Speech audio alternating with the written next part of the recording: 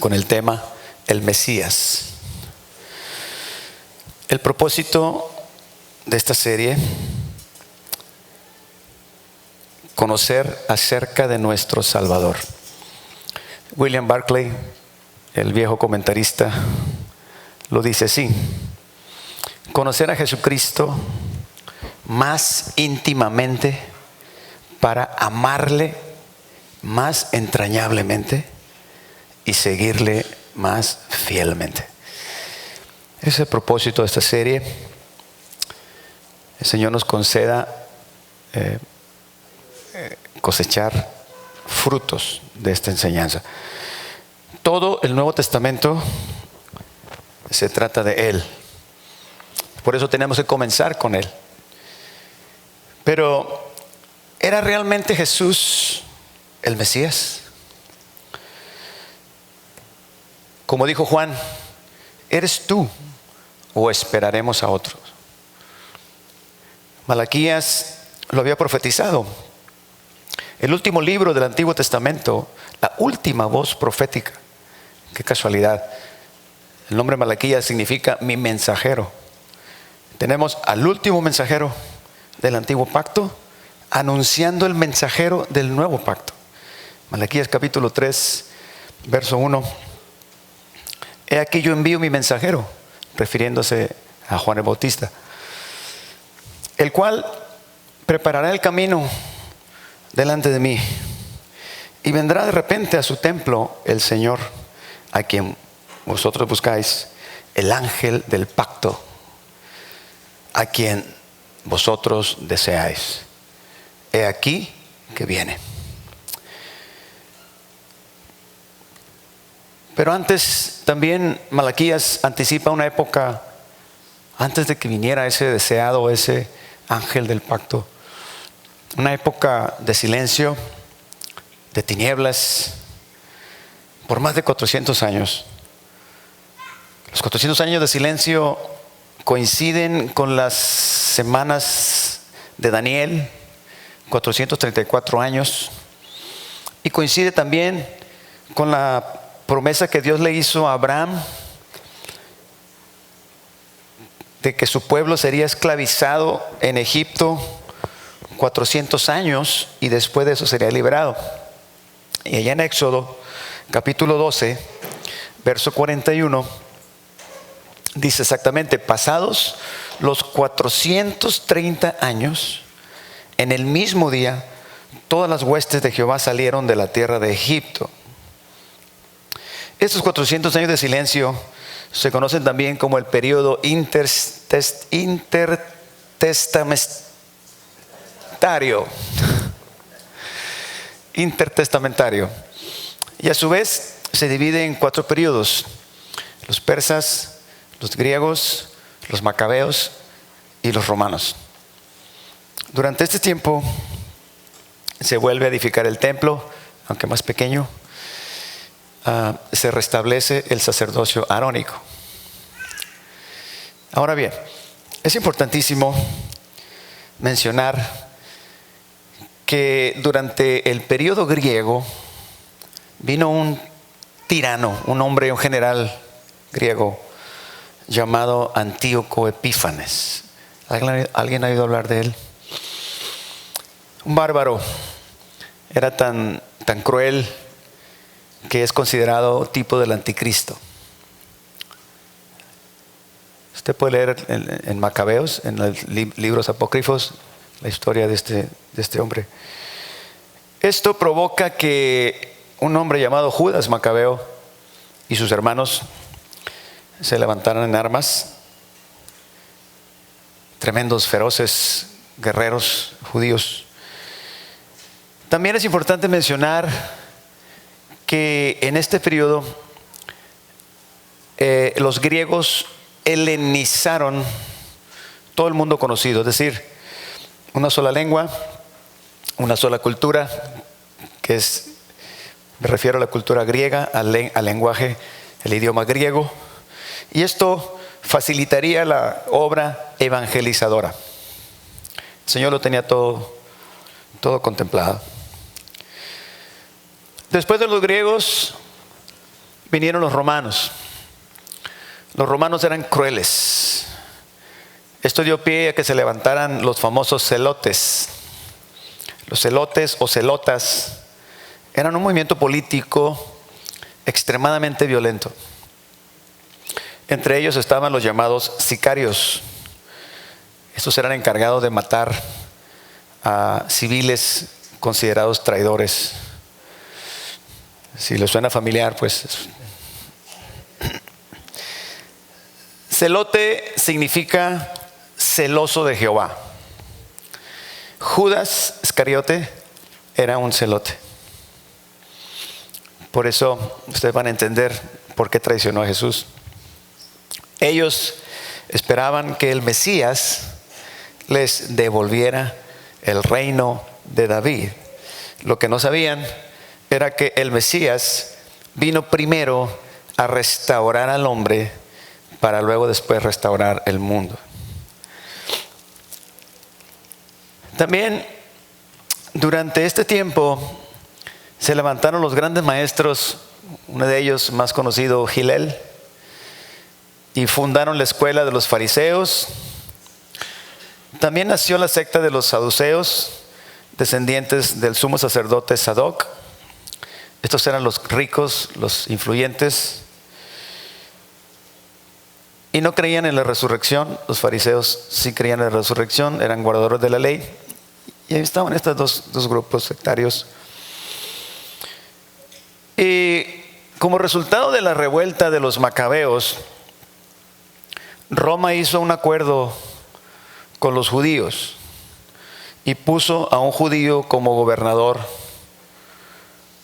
de Judea, llamado Herodes el Grande, un tipo sádico, cruel.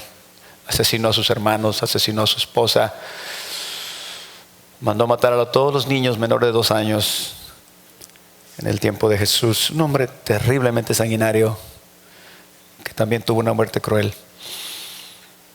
Así las cosas cuando el Mesías nació. El Mesías llega en un momento de gran necesidad. Como dije, Herodes reina con salvaje tiranía. Los romanos los oprimen con abusos y pesados impuestos. La situación religiosa era pésima. Los saduceos, ricos y poderosos, están cómodos. Los fariseos legalistas también. El culto ha degenerado hasta convertirse en huecas ceremonias. Y los que sufren son los pobres. Y son ellos los que gimen por la llegada del Mesías. Es la gente afligida la que espera oír buenas noticias. Son los enfermos los que desean ser sanados, los enlutados los que desean ser consolados, los que están presos por la tiranía, los que desean ser liberados. Cientos de endemoniados por causa de la idolatría y la hechicería desesperada que la gente buscando ayuda acude a ella. Necesitan ser liberados. Y los celotes y patriotas deseando la venganza del Dios nuestro y el regreso de la gloria de Israel. Y estos eran los que clamaban y gemían por la redención de Israel. Y a ellos, hermanos, precisamente, y esto es muy importante. Esto es muy importante porque el Mesías vino a los necesitados. El Mesías vino a aquellos que clamaban por Él. La salvación es el regalo de Dios al mundo, pero solo aquellos que sienten o creen que la necesitan, la podrán recibir. Si alguien se cree que no necesita la salvación, que no necesita, entonces no recibirá absolutamente nada. El Mesías llegó en respuesta a una necesidad, en respuesta a un clamor de gente que lo estaba necesitando. Y a ellos, precisamente, a los pobres y necesitados, representados por unos pastores que les fue dado el privilegio de ser los primeros en 400 años de oír la voz del cielo. Se les dijo: he aquí os doy nuevas de gran gozo, que será para todo el pueblo, que os ha nacido hoy en la ciudad de David un Salvador, que es Cristo el Señor. La infancia de Jesús no es desconocida. Los apócrifos, las leyendas populares, usted ha visto que Jesús hacía milagros con los pajaritos. ¿Quién ha visto eso? Las películas pero nada de eso está comprobado, no se sabe nada. Solo hay una referencia de que a los 8 años de edad estaba en el templo discutiendo con los doctores de la ley, a los cuales los tenía asombrados, a los 8 años. La otra referencia es la que dice que Jesús crecía en sabiduría y en estatura y en gracia para con Dios y con los hombres. Lucas 2:52. Y no aparece más hasta que es bautizado por Juan en el Jordán. Pero el tema que nos atañe es: ¿realmente Jesús era el Mesías? No voy a aburrirlos, hermanos, en esta mañana con citas bíblicas que demuestran efectivamente que sí lo era. Solo voy a mencionar 2 o 3 cosas contundentes que nos dicen que Jesús era efectivamente el Mesías esperado. En primer lugar, Jesús se declara a sí mismo el Mesías cuando toma el libro allá en la sinagoga de Nazaret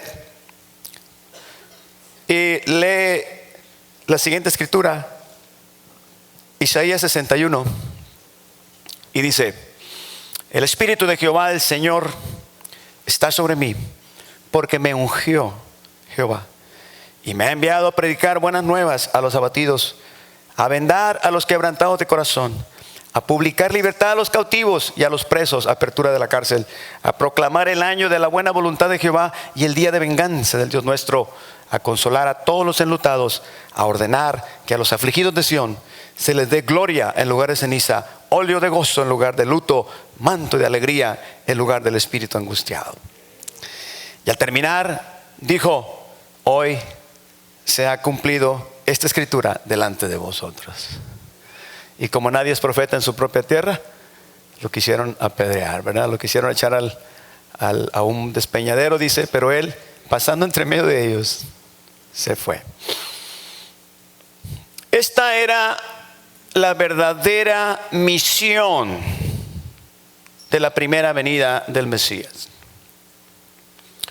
Pero el pueblo tenía otra expectativa. De hecho, cuando Juan el Bautista estaba en prisión, dudó por un momento y estaba preocupado y se pregunta: ¿qué pasa? ¿Por qué Jesús no ha proclamado su poder? ¿Por qué no ha tomado el control de la situación? Y le manda a preguntar con sus discípulos: ¿eres tú realmente el que esperamos o debemos esperar a otro? Jesús le responde: vayan y díganle a Juan que los ciegos ven, que los sordos oyen, y a los pobres les es anunciado el evangelio. ¿Qué está diciendo? Está diciendo: váyanle, díganle a Juan que lea por favor Isaías 61 y díganle que se está cumpliendo. Jesús vino a los necesitados. Por eso los fariseos y los saduceos no lo recibieron. Y mucha gente que vivía bien, que estaba cómoda con el estado de cosas. Por eso cuando Jesús mandó a los discípulos a predicar, hubo gente que no los recibía. Y el Señor les dice: miren, cuando lleguen a una casa, Mateo 10:12, ofrezcan la paz. El shalom judío es algo más de un sentirse bien, de un estar bien. El shalom judío es la paz de Cristo. Es una cosa muy amplia. Cuando lleguen a una casa, ofrezcan la paz, mi paz. Y si la casa fuere digna, vuestra paz vendrá sobre ella. Mas si no fuere digna, vuestra paz se volverá a vosotros. Y si alguno no os recibiere, ni oyere vuestras palabras, salid de aquella casa o ciudad, sacudid el polvo de vuestros pies. De cierto os digo que en aquel día del juicio será más tolerable el castigo para la tierra de Sodoma y de Gomorra que para aquella ciudad. Despreciar a Cristo, despreciar la salvación va a ser algo triste y lamentable. Hubo muchísima gente que rechazó al Mesías. Muchísima gente. Mesías significa ungido. La palabra hebrea es ungido. La palabra se tradujo al griego como Cristos. Por lo tanto, Jesucristo quiere decir Jesús el Cristo. En hebreo sería Yeshua el Mesías. Y hay 10 cosas que testifican fuertemente, hermanos, que Jesús era el Mesías. Y las voy a mencionar de corridito. Su genealogía, su nacimiento, los magos, las ciudades que visitó y donde estuvo, el testimonio de Juan, el testimonio de Dios el Padre en su bautismo y en la transfiguración, el testimonio de Satanás, el testimonio de sus seguidores, sus obras y su resurrección, y más de 300 profecías cumplidas. A lo suyo vino, y los suyos no le recibieron. Todo parecía estar acomodado. Los tiempos, las profecías, la voz de Juan, los ángeles, su predicación, su mensaje, sus obras.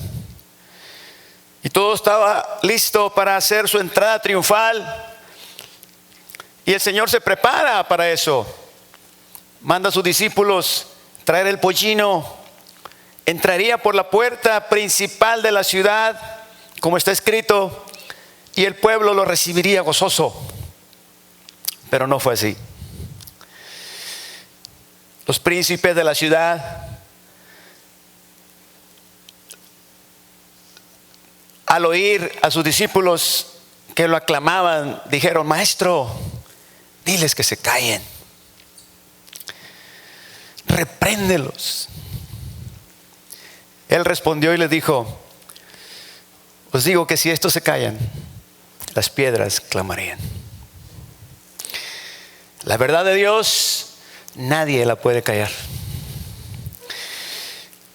Su voluntad y su propósito se cumplirán a pesar de todo. Y si nadie hubiera creído en Él, las mismas piedras lo hubieran proclamado. El siguiente versículo dice, inmediatamente después de que él se sintió rechazado, de que él se sintió fracaso, dice que lloró. El evangelista Mateo creo que dice que él lloró y vio la ciudad y lloró sobre ella. Dice Lucas 19 verso 41.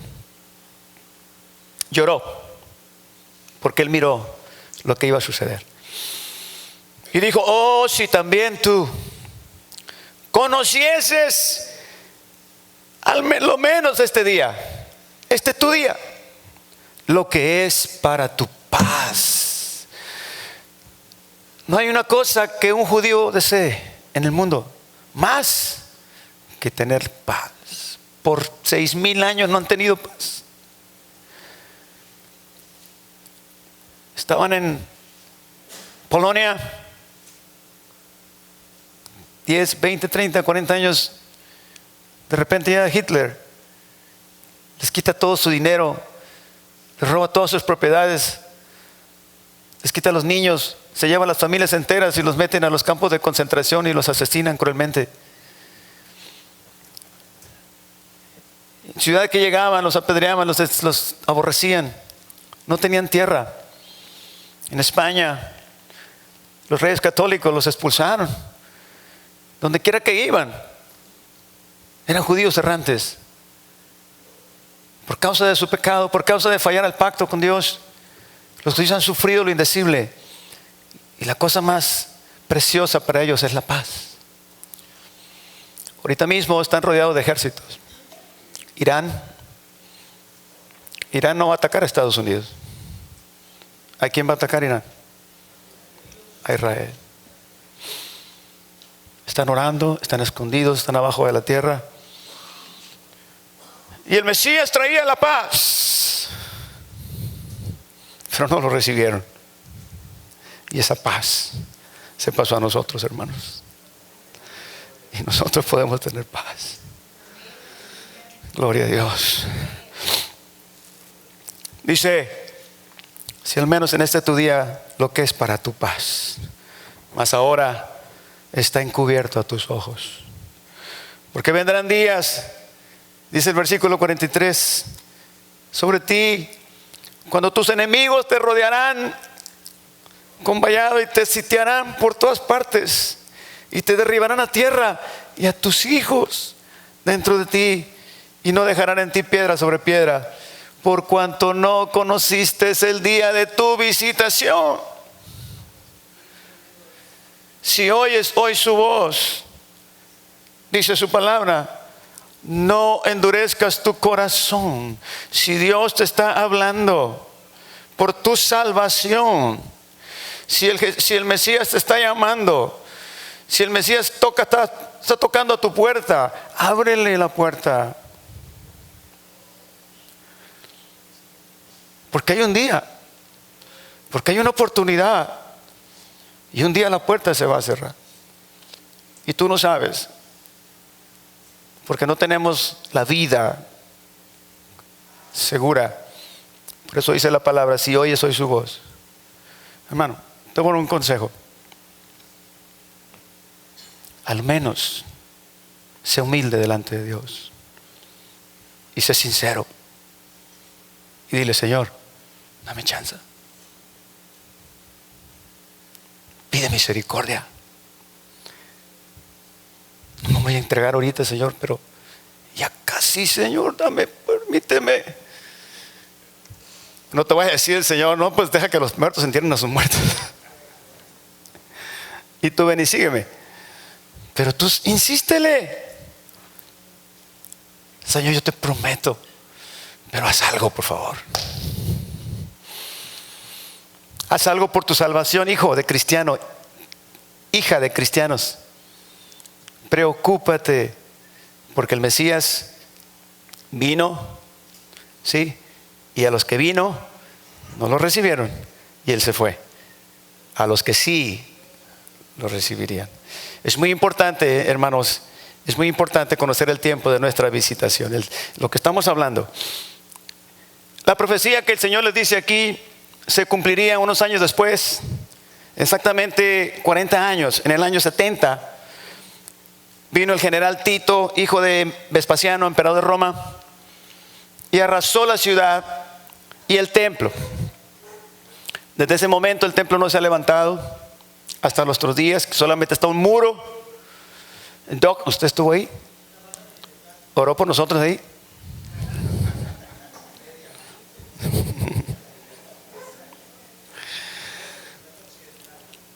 Y 100 años después de la destrucción del templo, en el 135 después de Cristo, con la rebelión de Bar Kokhba, Israel fue borrado del mapa literalmente y desterrado a todas las naciones. Es el fenómeno llamado la diáspora. Y cerrando de esta manera lo que algunos llaman el periodo de la esperanza. Se cerró la esperanza para Israel, pero se abrió para los gentiles. Gloria a Dios. Juan 1:11 Dice, a lo suyo vino y los suyos no le recibieron. Mas a todos los que le recibieron, a los que creen en su nombre, le dio potestad de ser hechos hijos de Dios. Aleluya. Gloria a Dios.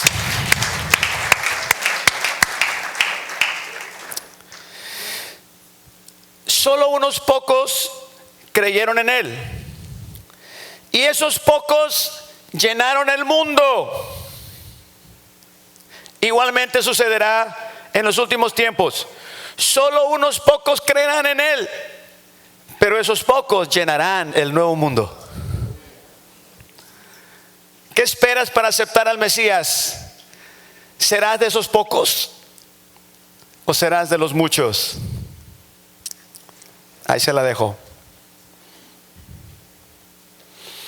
Me llama la atención la frase, lo que es para tu paz. O si conocieses a lo menos en este tu día, lo que es para tu paz. Isaías 48:18 dice, oh, si hubieras atendido mis mandamientos, fuera entonces tu paz como un río y tu justicia como las ondas del mar. Un río de paz que desemboca en un mar de justicia. ¡Qué hermosura! El Mesías les traía paz. Se cuenta, hermanos, que en la Primera Guerra Mundial, la noche de Navidad, de repente en las trincheras se comenzó a escuchar un himno, el himno Noche de Paz, Noche de Amor. Los ingleses lo cantaban. Enseguida, debo decirle que eran muchachos de 18 años, en su mayoría. Enseguida los alemanes lo comenzaron a cantar en su idioma alemán. Y se dice que los soldados, después de un rato, salieron de sus trincheras cantando Noche de Paz. Y se unieron en un coro, en medio de la guerra, en medio de la noche. Y se dice que los jóvenes soldados no solo se dieron la mano esa noche, sino que jugaron un partido de fútbol.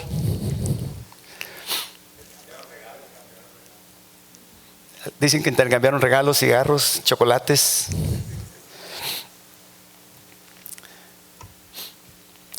Al amanecer se dieron la mano y se regresaron a las trincheras.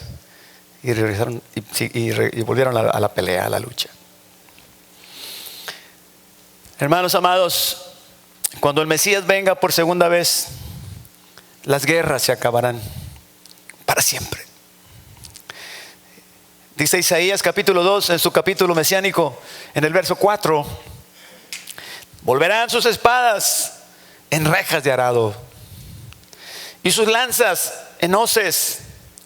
No alzarán espada nación contra nación, ni se entrenarán más para la guerra. Y en el capítulo 11, verso 6, dice, morará el lobo con el cordero, el leopardo con el cabrito se acostará, el becerro y el león y la bestia doméstica estarán juntos, y un niño los pastoreará. La vaca y la osa pasarán, sus crías se echarán juntas, y el león como el buey comerá paja. Y el niño de pecho jugará sobre la cueva del áspid, y el recién nacido extenderá su mano sobre la caverna de la víbora.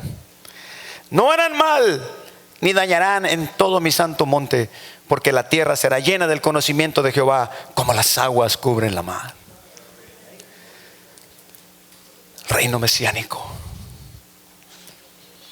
La esperanza no solamente de Israel, sino de todos nosotros, los que aman y esperan su venida. El reino de gloria para los redimidos, el juicio para los que lo rechazaron. La tierra y la creación serán restauradas. El Señor dijo en Apocalipsis capítulo 22, al final del libro, dice, he aquí, yo hago nuevas todas las cosas. Pero tendría que comenzar con el hombre. No podía restaurar la tierra primero porque la tierra había sido maldecida por el hombre. Primero tenía que restaurar al hombre. Hermanos amados, el Mesías vino a los hombres, el Mesías vino a nosotros.